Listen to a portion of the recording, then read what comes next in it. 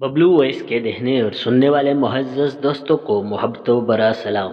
प्यारे दोस्तों, कोई 4 साल पहले की बात है कि अब्बा जी को कमर में दर्द हुआ। हम किसी काम से निकलने लगे तो अम्मा जी कहने लगी, अपने अब्बू को भी साथ ले जाओ, डॉक्टर से चेक करवा लेना। अब्बा जी ने फरमाया, रहने दो, सरकारी अस्पताल से दवा लेते आना, वापसी पर वो टैबलेट्स ही देते हैं, मैं खा लूँगा।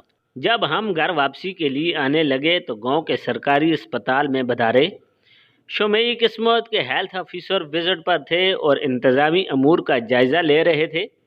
हम डॉक्टर साहब के पास गए तो उन्होंने पूछा, जी बेटा क्या मसला है।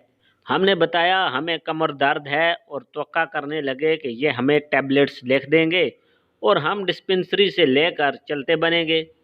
लेकिन खिलाफ तवक्का उन्होंने तफसील से चेकअप किया, 7 सवालात भी करते गए।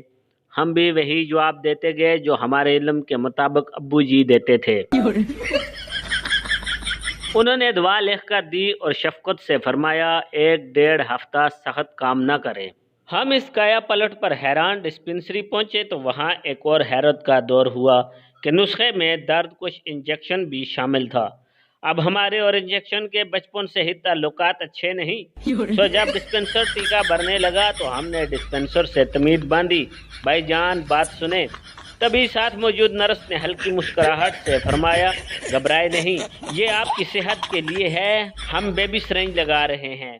हम फिर कुछ कहना ही चाहते थे कि हेल्थ ऑफिसर दरवाजे से अंदर दाखिल हुए और हमसे पूछा, जी बेटा सब ठीक चल रहा है ना।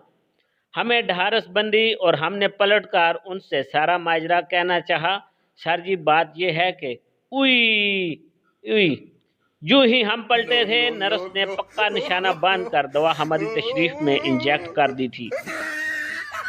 ऑफिसर साहब ने फरमाया, सिस्टर प्लीज इन्हें बात कर लेने दे। जी बेटे क्या कह रहे थे आप। तब तक हम सदमे से संभल चुके थे कि जो होना था हो चुका।